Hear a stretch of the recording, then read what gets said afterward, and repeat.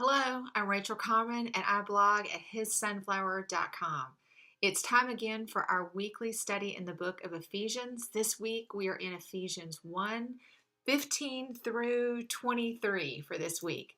Again, I hope that you are delving in deeply into these passages of Scripture, and I pray that God is opening your mind for the truth that He would have you to live out each day. There's so much here again this week, and I hope that you will follow along. And again, this is not intended to replace your own personal study time, but only to enhance it and hopefully to inspire you to dare to dig deeply into this passage. We have some important repeating words this time. You've got them there at the top of your study guide, but I want to point out to you some unique words that we have here, and those are absolutes. Words like all, only, and every. We have those three here in this passage. We actually have 6 alls.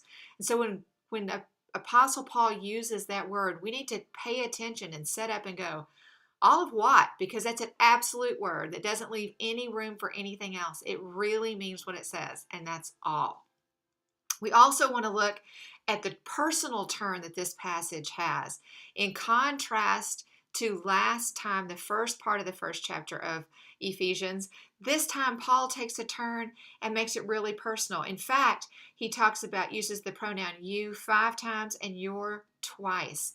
So he's really trying to take this message that he's writing to the Ephesians and to you and I and make it personal. That is the good news of Jesus Christ, and that is He longs to have a personal relationship with each one of us. It's not a random, it's not a disconnected relationship, but a personal relationship. And we see that here in this passage as Paul communicates that truth to the Ephesians.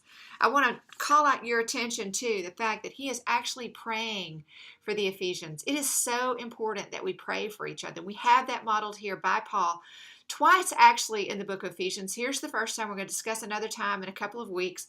But here's the first time, and he says in verse 16, I do not cease giving thanks for you while making mention of you in my prayers. I want you to know, I want to take this time to tell you that I'm praying for you. I don't know who you are, but I pray for those moms and those women who watch these blogs and dig into God's word and who read what God has so graciously given me to share with you. I pray for you. I pray that God would teach you. I don't want to be your teacher. I don't want to be your hero. I want you to worship the only true and living God. I just want to be a conduit for that. And if I can point you to Him, I want to do that, just like Paul talks about here. I want to be God's servant. I don't want to replace Him in your life in any way. He goes on to say here that he prays for them. Listen to what he prays for them. I pray that He will give you a spirit of wisdom and revelation. Oh, that would be so, that God would grant us a spirit of wisdom and revelation through our knowledge of Him. Now, here's something I want you to chase. Peter mentions this in 2 Peter 1:2-3. He says there that He has given us everything we need for life and godliness through our knowledge of Him who called us according to His own glory and goodness. And right here we see an example of how the whole of Scripture complements each other. These are not individual books, whether you're talking about Genesis or Revelation or Hebrews or the book of John or Peter or Galatians or 1st and 2nd Kings. This is what only God can do. Take 66 books and mend them together, blend them together for one overriding purpose. And the purpose of the entire Bible is God's love for you and for me. Paul continues.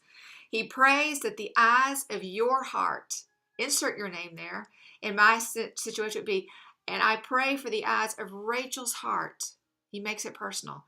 That may be enlightened so that I can know, so that Rachel can know, so that you can know what is the confidence of His calling and the riches of His glory, of His inheritance.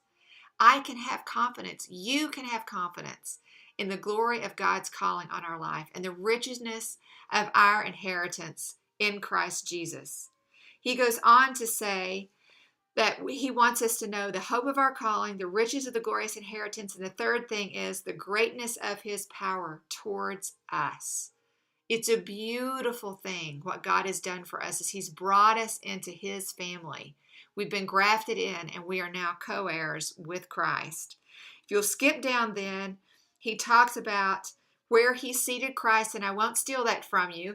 You can cross-reference this passage over with Philippians 2, where it says that he seated Christ above all things. But it says here, far above all rule and authority and power and dominion and every name that is named, not only in this age, but also in the age to come. This is an indication of the authority that God has and that he gave to Christ Jesus when he seated him in the heavenly places. It says here that he raised him and he seated him. And that too we'll see in our own lives next time. It's been a pleasure being with you. I pray that God will take you deeper. Let's pray now as we end our time. Father God, I love you so. I'm so grateful for this time that you give us to be in your word. I'm so grateful for the truth that you tell us over and over. I'm so grateful for your patience. Father God, I pray that you bless your people as we seek your truth in your son's name. Amen. Have a great week. I'm Rachel Carmen, and I blog at hissunflower.com.